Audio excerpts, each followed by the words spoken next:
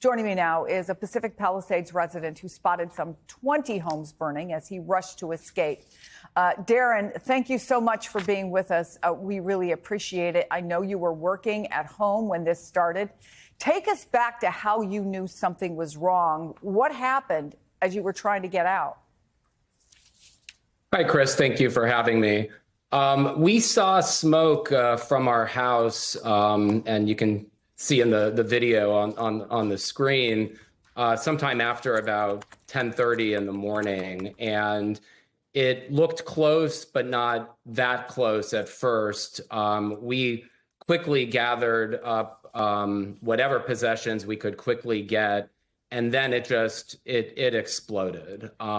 Within minutes, 10 to 20 minutes, there wasn't one fire, there were multiple fires as embers were sort of crisscrossing the area.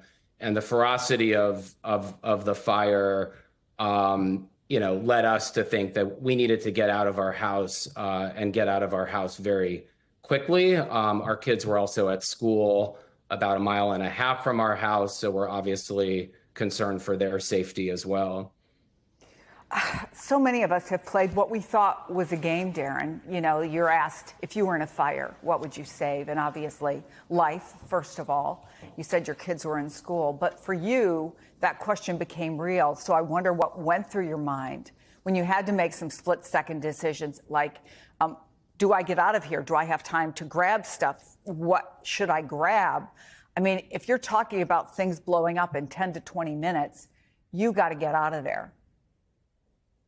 Right. And ironically and sadly, I mean, we had this conversation over the last week as the weather warnings were becoming, grimmer and grimmer. But in that moment, it's difficult.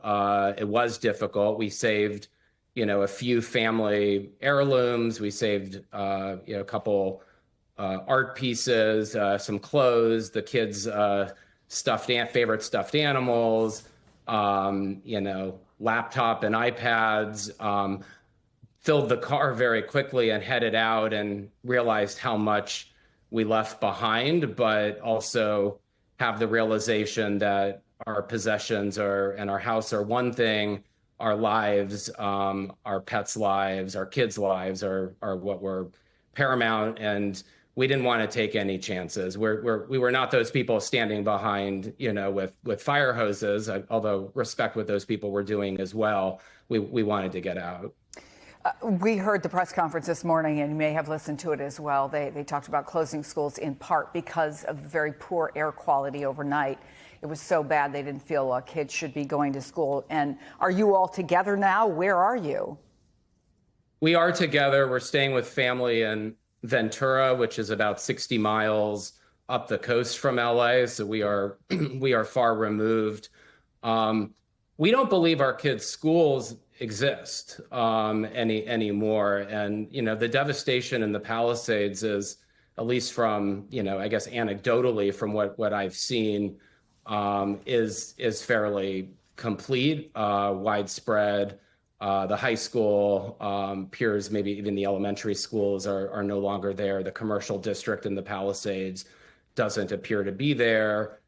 We saw video and photos of our house consumed and large parts of our neighborhood as well. And the Palisades, even though it's part of the city of Los Angeles, is a small town, has a nice community feel, about 30,000 residents.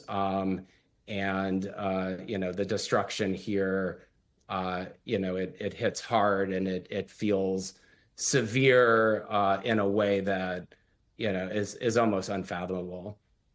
So you actually know that your house is gone, because I have family in Pacific Palisades. It is a gorgeous neighborhood. And I found myself looking as I was seeing pictures from Pacific Palisades. Do I recognize anything? But you know your house is gone? We don't know our house is gone until we get the visual proof of it, which will probably take a few days. But we saw video and photos through news media where we were able to identify our house and we're not optimistic.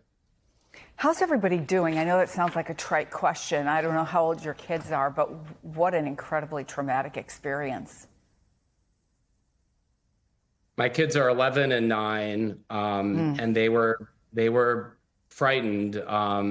They were at school when this happened, and things were moving very quickly.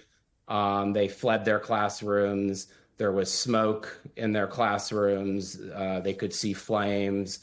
I wish I could say it was an orderly evacuation. It was not. Kids just jumped into parents' cars. Our kids are scared. And, one of the reasons why we're up in Ventura, kind of far away, is just seeing the smoke and seeing the flames, which you can see all over LA, is frightening to them. But I don't think they've even kind of begun, we haven't begun to fully process the impact. It feels surreal. It's one of those stories. It's trite to say it, but you see it happen to others, and then you don't think it's going to happen to you, and all of a sudden, here we are on Lahaina. Whether it was, I can't remember, last year or the year before, and we're extremely empathetic.